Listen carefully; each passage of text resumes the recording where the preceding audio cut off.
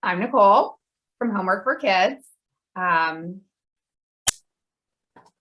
Welcome to our June webinar. This is our first lunchtime webinar. We've never had a lunch and learn before, but this is an exciting topic. It's called Pretweens, Tweens, and Screens. A little bit about us. We are still the newest online community dedicated to helping parents connect with K through 12 educators and tutors. We donate a portion of our profits to kids' educational charities because we believe that every kid deserves access to a quality education. I am thrilled to introduce Jessica Pascal, who we've known for many years, calling to us from New York City. We were both just discussing how we both had horrible storms come through yesterday and some of today. So we hope that we don't have any technical difficulties, which we've already had since we started this phone call. So we'll see how that goes. See if I can. Jessica is a licensed clinical social worker. She studied clinical social work at NYU during undergraduate and graduate school.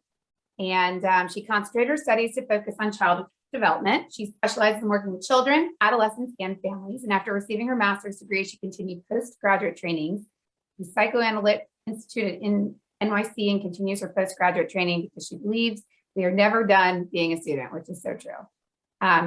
During her 20 plus years of experience, she has worked in clinical settings such as outpatient mental health clinics, hospitals, therapeutic schools, camps, collaborative public school programs, private practice, and most currently as a school counselor at an independent school in New York City, teaching social emotional learning curriculum pre-K 3. Oh, so that's when you're 3 years old through grade 9.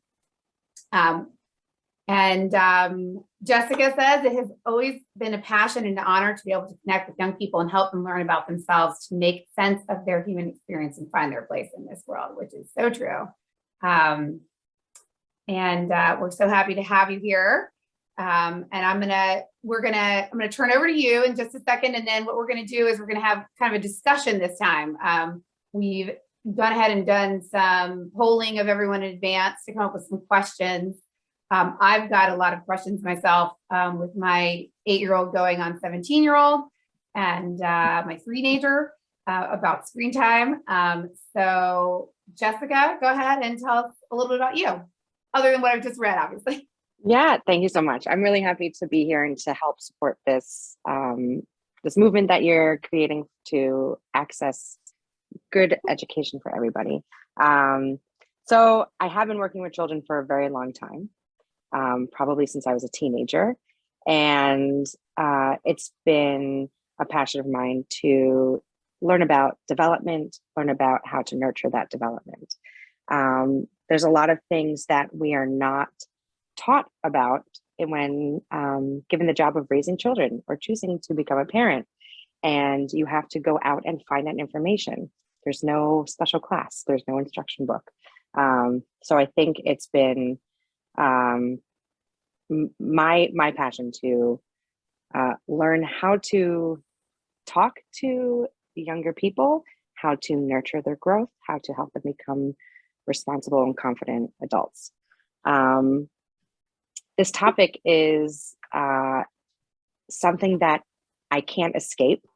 It is woven into development now. It is woven into our worlds in such a tight way that we have to address it. We have to learn about it. We have to understand it better because it's impacting our children's futures. It's impacting our futures.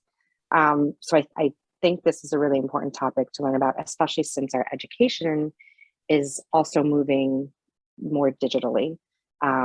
We need to really take a look at what's happening, see what are the positive aspects and what are the negative aspects, and learn what to do, talk about what to do, talk about what's working for some people, what's not working for others. So I don't know if anyone has seen, there was this meme going around. I think it happened sometime during the pandemic when our entire lives became on the screen. Right. But there was a meme someone had posted on Twitter, another day of staring at the big screen while I'm scrolling through my little screen after a full day of my medium screen. And it really sums up our daily lives. My everyday. So, yep, it's our everyday. And I just wanted to to ask, what do we consider screen time? What's screen time? Yeah. Um, And what is it like? For us in our house, so I've got an 8-year-old and a 3-year-old, 3.5-year-old.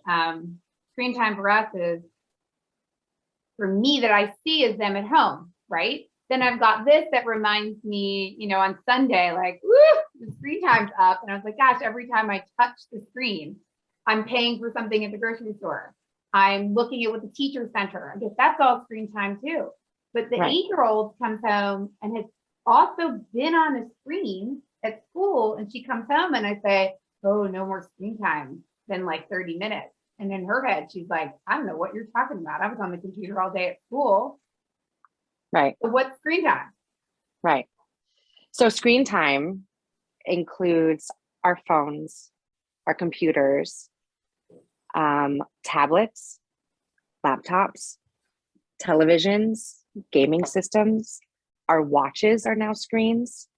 There are screens at the gas station when you're filling up your car. There are screens in the back of taxi cabs in New York City. There are screens on our exercise machines. We are constantly looking at screens for all of our information. We are on a screen all day. And I don't think we realize that. So that's our screen time. All of that is our screen time. How much time do you think we are spending on a screen per day? There's 24 hours in a day. How much of that do you think is on a screen on average? For me, I'd say at least 10 hours. At least 10 hours. Yeah. I think the average is like 6 to 8, 6 to 9 hours a day. So most of us we spend more time on a screen than we do sleeping. Yeah, true. And when you go to bed at night, you're looking at it. And when you wake up in the morning, it's my alarm clock, and I'm immediately looking at it. Yeah. So we are, this is a major part of our lives. And we need to learn more about it. So what are the recommended screen times? The American Academy of Child and Adolescent Psychiatry and the American Academy of Pediatrics.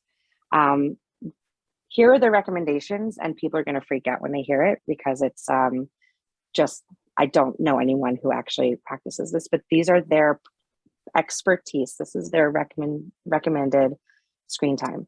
0 to 2, ages 0 to 2, absolutely no screen time. Wow. Children that age should not be engaging with a screen at all because of the neurological pathways that are interfered with in development. They do suggest that if there is a FaceTime with a family member for a limited amount of time, that's okay. As long as it's engaging, it's connecting with family, it's talking to people, maybe like a couple minutes or something, but 0 to 2, 0 screen time. Wow. Yeah. Wow. Right. Because I'm pretty sure my nieces and nephews were playing games at one or 2. They were able to open up the iPad and get apps. And as soon as COVID happened, that was actually the only way for my 0-year-old to see any of her family. So I had a year of that. Right. So, and they changed it. It was from 0 to 2, it was absolutely no screen time. After the pandemic, they changed it and they said, okay, if it's engaging with family members, then it's okay. Yeah. So good job. Good instinct. So we're gonna group ages 2 to 12 up to 1 hour a day. This is non-academic, non-educational screen time. Okay. Up to 1 hour. I don't know any 8-year-old, 9-year-old, 10-year-old. I don't know any kid in that age range that has less than an hour of screen time a day. This is including phones, TVs, computers, tablets, all of it, all the good stuff. You see, 13 and up. Well, yeah, go on. The thing is, though, like the average, like I have to say, on weeknights, I tell the 8-year-old she can have 30 minutes, which turns into 45. She's got to have like 6 hours on the weekend. So that's just, I average it and I've ruined the whole week. Well, weekends are actually an exception. Both of these institutions agree that weekends, it's okay for a little bit more time. That's all right. Mhm. And also you have to gauge, you have to know your kid, and you have to know your family. Every Right, family is different. Every kid is different. This is recommended. right. So 13 and up to 2 hours a day. Wow. Yeah. That's a hard one. This is recent information. This isn't like old or outdated. This is recent. If you look it up, if you do some research, this is what they're still recommending today. Um, I just think it's really hard to fathom. This is a health recommendation. So I think that's a lot to digest, those numbers. So again, weekends can be a little bit more. School and work don't count in this recommendation. It's for non-educational screen time. So like, am I in the 13 and up? 13 up to everyone? Yeah, adults too. We really shouldn't have more than 2 hours of non-work related screen time. Yeah. Yeah. Yeah. So and also it's between the 2 and 12-year-old age, they should never have solo screen time. It should always be monitored Mhm. or engaging with other people. No more Netflix binging. That's right, Janine. I mean, it's so hard, maybe Hard. just on the weekends, maybe on the weekends. I mean, I think that most parents will agree with me that screens are excellent babysitters when you are trying to cook dinner and they're sitting next to you and screaming at you. And you're like, take this so that I can do something. Yes, take it so I can do things for you, do things for the family. Yeah. And then when they are eating and my mind needs to wander or just take a break, then I look at it. I'm like, oh, let me look at the news. Let me be distracted. Yeah. Well, and I think there's some psychological aspects to our scrolling, our doom scrolling or our binging. And just think of the word doom scrolling and binging. It's not a positive activity. No. But we do it to disconnect, and we do it to avoid. And I think we have to look at our screen time as part of our health plan. You have healthy households. You make healthy meals. You try to incorporate exercise, and we have to look at our media usage and the content as consumption in a way. What are we consuming? What are we filling our minds with? What are we avoiding? And it's really hard to kind of take a look at ourselves in that way, and ask those hard questions. And I feel like, generations, not saying what generation we're in, but I do kind of always jump on the poor millennials because the bulk of them that I do work with or know, I'll stand with them in a situation where they would never need to have a phone out, and they're just mindlessly scrolling because they were raised that way. They were teenagers during that time, and they can't. And I'm like, I'm actually saying something to you. They're like, I know, I need to just be constantly scrolling while you're talking. They could be playing a game, they could be doing anything, but their mind's like locked into it, and they can't get away with it, get away from it. Well, and I don't know if anyone has watched the documentary, The Social Dilemma, which is on Netflix. Yes. So we're all addicted. Yeah. Unfortunately, we've rewired our brains, and we have these like dopamine addictions. And it's hard to digest that reality, but that's what's happening. Right. So then how do we help? So how do we help our kids? I mean, how do we help us? That's a whole nother topic, but how do we help our kids? So there are things that we can do. And the number one thing is be realistic for what works for your family. If it's saving you so that you can not totally lose it and you can get dinner on the table, do it. If it's helping, if it's working in the moment, do it. No, you don't have to prove anything to anybody. These are just things to keep in mind, and to try to be the point of this is to just try to have awareness of it. And when we do become aware, ooh, let me take a step back. Let's go for a walk. Let's do something else together. Let's play a board game. Or, just shift the attention. This isn't really, don't beat yourself up. Sometimes you just got to do what you got to do. This is the world we live in. Right. Sometimes you just have to, binge watch 5 episodes of something. This is our life now. We just have to practice being mindful and aware. That's all. So here's some recommendations from some experts in the field. A lot of people recommend keeping screens out of the bedroom. Yes, totally. Keeping screens out of the bedroom. The bedroom is the place for sleep. The bedroom is not the place for gaming. You can do work in the bedroom. People can do homework in the bedroom. I don't know if people remember the time when there was one computer per household and there was a computer room or a computer hallway, Yep. and everyone had to take turns or sign up. But that was actually, a good design, because it's separated. It's so intertwined in a really unhealthy way. So having that separation, and making sure that you have your sleep space, your eat space, your play space, so that's one thing, is keep it out of the bedroom. A lot of us use our phones for alarm clocks. Just get an alarm clock. Right. You can have a central charging station. You could set a household rule. Okay, we're putting our phones to bed now to charge, and they have a charging station. We say goodnight to them, and then we go on. It's really important to limit screen time at night, at least an hour before you go to bed. Okay.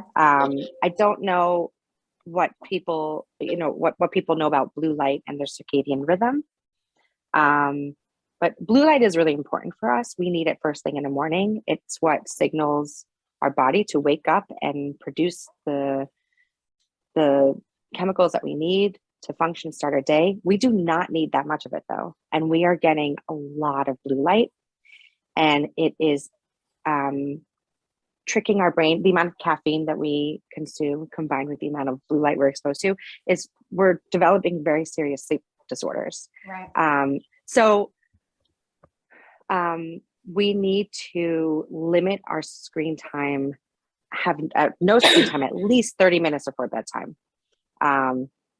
So you can make a decision as a household. Okay, screen time, screens are done, or TVs are off, or games are off, and have a designated place to charge the phones.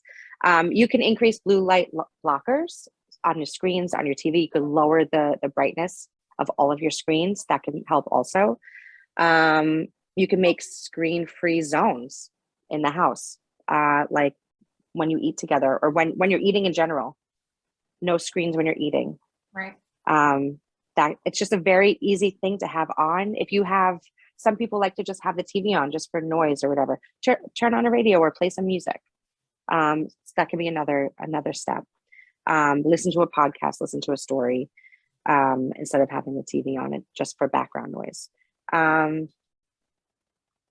And I think that you can record shows and watch them together later, as a family.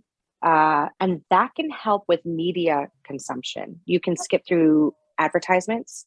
You could skip through all of the stuff that has nothing to do with the program that you're watching together as a family, or with your kids. And then the hardest part is just being the example, following these rules ourselves. There are some websites out there that have some really helpful family media agreements. There's a website called commonsense.org, and they have really wonderful information for parents and for kids. You can watch and learn together. You can have discussions together about media usage. And they have these agreements you can print out. It's kind of like a contract. Right. It's a family contract. when we give kids phones, we're handing them like $1,000 handheld computer with Right. access to Right. It's not a phone everything. anymore. Yeah. With everything, right? It's not a phone, it's a computer. So we need some rules, we need some limits, we need some boundaries. Developmentally, they haven't developed the skills that they need to interact with the world in healthy ways, to resolve conflicts in healthy ways. They're just learning these skills, and they're going to be mastering these skills until they're 25. The adolescent brain lasts until age 25. Wow. So we're adolescents until 25 years old. Maybe longer for men. Maybe a little bit. I don't know. I don't want to throw anyone under the bus. Janine has just some comments. She's had a friend who's done this with her kids since they were little, and now they're still in high school and they get checked in with mom at 9 p.m. Yeah, that's amazing, because like mine's still 8, so she doesn't have her own device. So I just take my device back from her, which causes some strife. But I think that's I know people have like a table where they have to be sitting before they go into their bedroom for the evening. Right. I don't let screens into our kids' bedrooms. But also, and she's saying, don't give them your personal phone, which is so true. And my kids have an iPad they use for a television, but I can tell you for sure when the 3-year-old is 3 and the other one was 3, and I'm in a grocery store, I tried even learning apps, but I sure did hand them to them, and I could lock them into the app, but I had to find ways to pipe them down. Right. Right. You don't want them just mindless scrolling on YouTube, Right. So, and I think we also have to talk about there's so many layers to this topic. There's also internet safety. Yeah. There's our digital footprint. What you put on the internet is there forever. As a school counselor, I'm going to tell you that the majority of conflicts with the middle school kids is because of phone usage, because of, they're impulsive. They don't know how to, they're still mastering socialization skills that are necessary for healthy relationships. And it's not a healthy relationship. You don't get to see a person's face. You don't hear their tone. It's so easy to just drop something and then walk away. And bullying is different. Bullying is stronger and longer now. Before, if a conflict happened at school, it was left at school, you went home, and kind of the next day it was over. Now there's tons of people involved. It's an ongoing event that lasts after you leave school, into home, in the night, then the next day. The amount of screenshots that kids will take of conversations to bring to me, and then we have to really address serious topics in school. And it's all from the phone. So there's just a lot of unsupervised socialization, which isn't, which you want kids to have, but you want them to have safely. So developmentally, they're not ready to interact in this way. This is not a type of socialization that they're ready for, because they haven't built the basic socialization skills yet. So for the families who don't give them, so I guess maybe the average age is like 6th grade, middle school. Either you graduate elementary or you're in middle school. That's kind of the average age. Like a 12-year-old. Yeah, right. So that's the average age that I see kids getting phones, but it's kind of been younger. I've seen some 4th graders. I've seen some 3rd graders. Really? And do you let them keep them? Are they allowed to have them out in school? In the classroom? No, not at all. Not at all. No, we used to get suspended for pagers back in the day. Anyone younger than us won't know what that is. No, you can't have them in school, but kids know, I have access to my mom, I have access to my dad. Right. I'm gonna call I want to go to my backpack, and I want to text them, and of course every kid wants to have access to their parents all day. So great.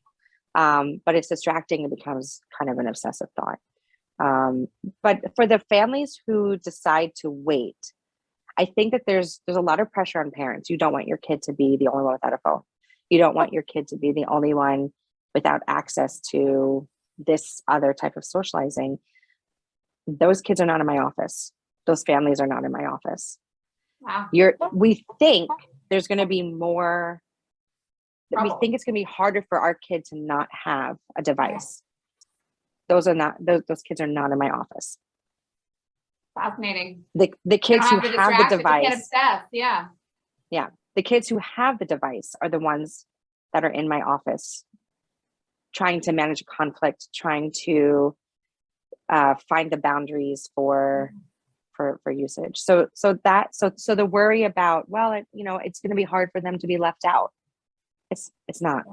Yeah. I mean, one of the currencies I use at home right now is the iPad, and every once in a while we get to a point. This week, for example, where we got to the point where I was asking her to do something, she didn't want to do it, and then I said, okay, well then you're not going to get the iPad tonight, which resulted in tears and anguish. And my husband and I both were like, now we're going to take it away for a week. And she wants to know why, and is going to in so much sorrow and insanity that we're going to take it from her. And like, because this is your reaction, that's why we're taking it away from her. Because you can't be this obsessed with it. So now she has not had it for an entire week. She hasn't asked about it. It's been 6 days. She hasn't asked about it in 4 days. Not even one time. She hasn't even thought about it. She's just doing other stuff. She can still watch the television a little bit. She's still going to school. It's her last week of school. She's got swimming. She's got piano, but she doesn't come home and obsess over it. Mm-hmm. But it's unfortunate. It's sad to see her get to that crying about it. I'm like, if you're crying about it, you don't need it. And that's the judgment that we need to use as parents to really, where is our kid at? Yeah. There are some 10-year-olds who can totally handle having a phone and respecting, using apps and respecting the rules of having a phone. And there are some 14-year-olds who can't. They're just too impulsive, or they're super sensitive and anxious, an anxious person. And these things are, they have to get back to a friend right away, or other their friends are going to get mad at them, or they have to respond. They can't wait and think about their response, So your kids best, and what they can handle, and I think it's good to have these family media agreements first. Here are the privileges of having this device or access to these apps, and here are the rules of how we stay safe. There are people, I know gaming for boys, mostly for boys, can be a really aggressive experience. And there are, I don't know how many people listen to their sons playing games with strangers, but the language dropped is intense. Yeah. And they don't know these people. They don't know who they are. Right. And they can be adults. So they could be adults. Right. So I teach social emotional classes in the school that I work in. And with the middle school kids, because most of them that's when they start getting phones. I always ask, who's ever had a message sent to them by someone they didn't know? All of them raise their hands. Who's ever had a message that was inappropriate sent to them by a stranger? Half of them. Wow. And the stories that come out of what has been said to these kids is disturbing. And I don't think we know. I don't think that they don't tell us because they know they're going to get their phone taken away. Right. But I don't think we're really aware of the access other people have to them. You don't have to move to remote farm. You just have to talk to your kids. You just have to have these conversations about how to be safe, how to be safe on the internet. And there are lots of websites that I can suggest that give you the conversation, the outline for the conversation to have, the points that you need to research together. We'd love to have those. We would definitely post those because we need that. I need that. Yeah, we need to be taught how to help them manage this. How to talk to them. Right. So healthychildren.org has some really good information. Okay. Commonsense.org is great. Kidshealth.org is good. I also really like, there's an organization in New York City called the Child Mind Institute, and they constantly put out super helpful articles for parents. And they do a tremendous amount of research. So I would highly recommend scoping out their website. Someone had asked about apps to control. Yes, and there's just another one right now. Stacy Yeah. from Atlanta. Are there monitoring services apps you recommend that flag inappropriate content? Right. I want to know, can I add to that, like mindless? I saw my daughter watching something. It was like adult women actresses who are pretending to be Disney princesses and acting out scenes. And I was like, what are you watching? Like, this is mindless. She's like, it's on the internet though. I was like, oh, wow. And I told her there are more hours of videos of useless video on the internet right now than there are hours in the rest of your life. She was like, mind blown. I'm like, that means you don't need to waste all of your life trying to watch all of them. Right. I think we've all, gone down the rabbit hole sometimes. Yeah, I mean, you get hooked, it happens. We're human and we don't have 100% control of our brain, Right. And these algorithms, they just know us better than ourselves. But we all get caught in it. It's a natural thing. So we just have to practice being aware. Don't beat yourself up. Don't blame yourself, whatever. Just be mindful of everything. So if you go on consumersadvocate.org, they have a list of the most current apps and programs that help you monitor. But I want to remind you, those devices are yours. You're the adults. You pay for them. You pay for the Wi-Fi. They're your devices that you're letting your kids use. So you have 100% access to it at all times. And in the media agreements, you have the passwords. You have access to everything. You can check whenever you want to. I understand wanting to give your kids some privacy and wanting to let them have some autonomy in this process, but it's your job to keep them safe. And this is not a totally safe experience. It's like teaching them how to swim. You need to be there. You need to be guiding them. There need to be floaties. So there's also, I think, I don't know about Androids, but I know that Apple has put more programs on their phones to help with screen time and blocks certain apps. But you can check you can make sure that they're using only the apps that you're allowing them, that's something that you can check on. And if you are letting them use an app for educational purposes, or that for social skill building, or then play it with them one time, do it with them, see what it's all about. A lot of the apps, a lot of social media apps are, they do have an age requirement. Minimum, right? Yeah. 14 or something, which is still scary. Yeah. Which is still scary. Yeah. I think Snapchat lowered their age. Oh, no. So, because I think it used to be 16, but I think Snapchat lowered it. And Snapchat has terrible things. It's horrible. Terrible But isn't things. it, I mean, but isn't it just a matter of a child being able to subtract and figure out what year to put in? I mean, Sure. no one's checking. No, they make fake accounts all the time. And I asked my 8-year-old to not use adult YouTube. And she said, why? And I was like, because there's a lot of videos that are inappropriate and you won't know that they are inappropriate. And she's sensitive and it'll scare her and she won't want to see it. And she's 8. So she trusts what mom's saying is probably the truth. And so she said, sure. So on the family iPad, I made her own kids YouTube. But then she was telling me about something she was watching on YouTube the other day. I said, where'd you see that? She's like, oh, on YouTube. I said, that doesn't sound like it's kids YouTube. She's like, no, there's regular YouTube on my elementary school laptop. I thought I told you not to use it. Well, so-and-so was using it and they pulled it up on mine. So you can't control all of it. I mean, I can hope that she won't do it. At least she told me. Right. Yeah. And I think that's also, I know that our school has a lot of software to block access to any website that could potentially lead to something unwanted. And for the most part, it works, but not all the time. I also happen to teach sex ed. So Gosh. I'm constantly, the videos that I want to show are completely educational and appropriate, but I still have to get permission from the tech department to show it.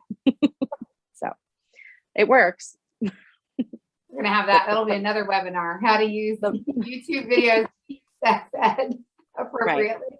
Right. Yes. If anything is .org, you're good. Okay. Good to know. All right. So another question we had submitted, and this could affect anyone. Can you speak to how screen time should be different or limited for children who have ADHD? That's a really good question. And I think it also involves a conversation if there are any treating providers, if the child has any treatment, whether it's a therapist or a psychiatrist or anyone involved. It's a conversation to have with everyone to gauge the appropriateness. I know that there is a treatment for to help with attention, and it's actually on. It's using a screen. So again, you have to know your child. You have to know what they're capable of, and you have to know the content that they're watching. If it's educational, if it's helping them, if they're building skills, and this is how they function, then by all means, what's best for your child. If it's creating conflict, if they are not able to manage a healthy frustration tolerance, if it's creating more anxiety, if it's interfering with sleep, then it's not good, and it needs to be limited.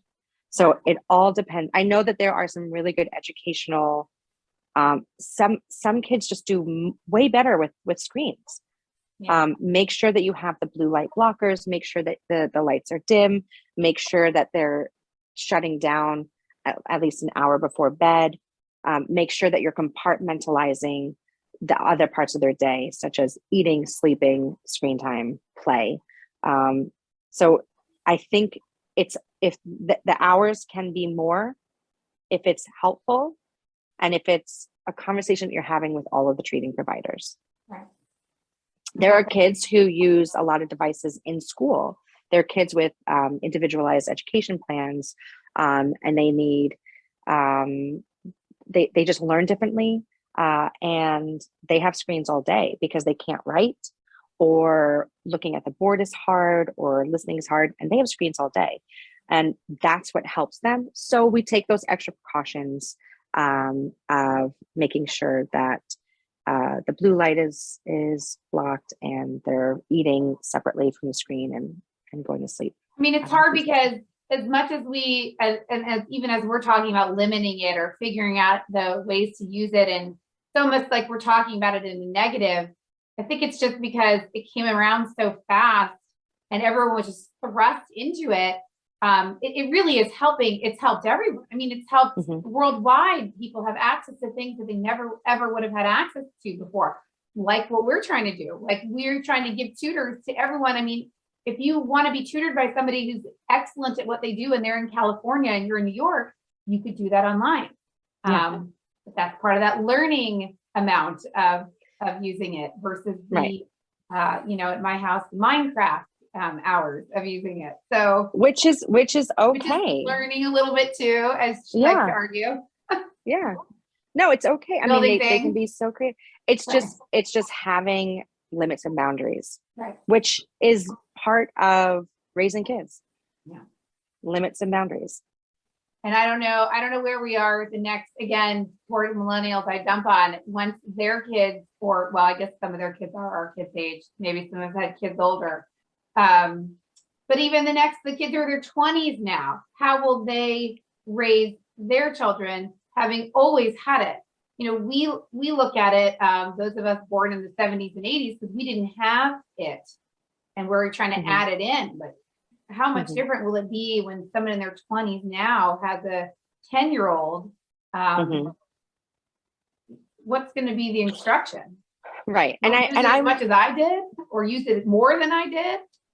fully aware that we are probably of the same, we're probably that tail end of Gen, well, I think they call us the Zennials, Oh, right? It's the tail end of Gen X. yep. So the Zennials are the last bunch of people who were raised without any of this stuff. I didn't have an email address until college.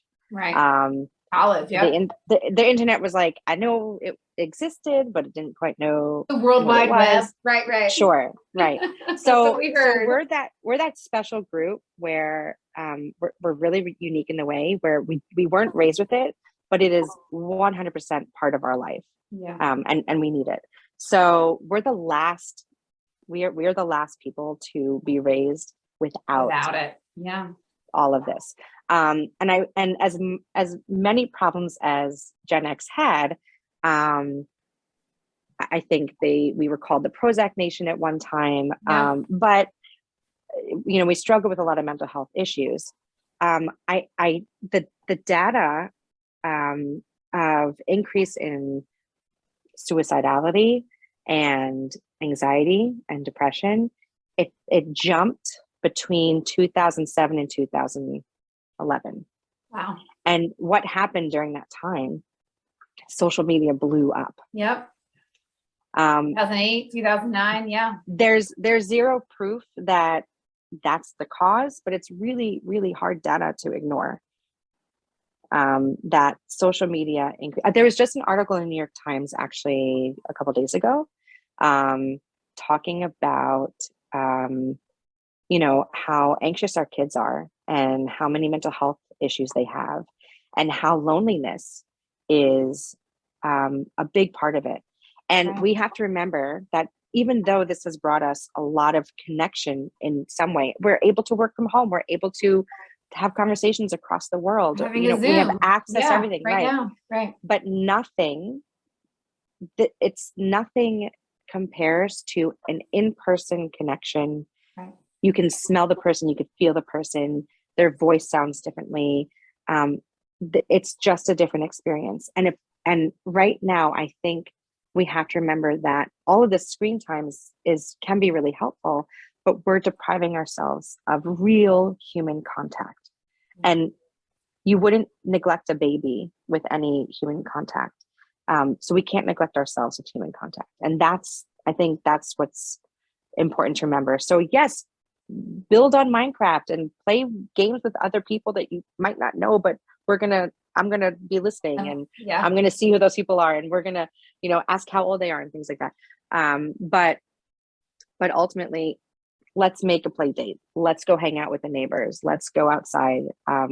Make sure that balance is there. Great. Well, thank you. This has been, Janine was just saying, like, this is one of our favorite webinars so far. I think we could keep talking for honestly hours. And there's so many aspects of this we did not touch on, like even the slightest bit, such as bullying the girls and the imaging and how they're changing their images. Like, let's not even go there yet. Because this is, we're trying to focus on pre-tweens and tweens. And there's that whole other age group that we're missing out, all the teenagers, and how they've been affected by this. But I'm going to throw out there, if we have any more questions, more board games, right? If we have any more questions, throw them up right now. Jessica, we'd love for you to give us some of those websites, any of those articles. I'd be happy to send it out to everyone, put it up on our website. And we'd love to have you back in a future month. Maybe once we get into the fall. Let me see. And I feel like I have one more little screen. But just thank you everyone so much for coming. Thank you, Jessica, for your time. Thank you guys. Thank you so much eat lunch. for inviting me. Yeah. Yes. Oh, anytime. We always love talking to people in New York City too. I know we have a bunch of New York City at heart. In one New York City, I see you, Lisa. You're there right now. Let me see. So I'm going to send out the recording of this to everyone so you can see it anytime you want. And we will, oops, there we go. There's our little Our next speaker will be in July. Hopefully you all can see my screen. Homeworkforkids.com is where you can subscribe for only $10 a month and have access to all of our tutors, online tutors, some also in person. I was telling Jessica this morning, we just hit, we're about to hit 200 tutors we have online ready to teach virtually. That's awesome. Follow us on Facebook, follow us on Instagram, subscribe to our YouTube channel. Thank you so much, Jessica. We really appreciate it. Thank you. All right, guys, have a great afternoon.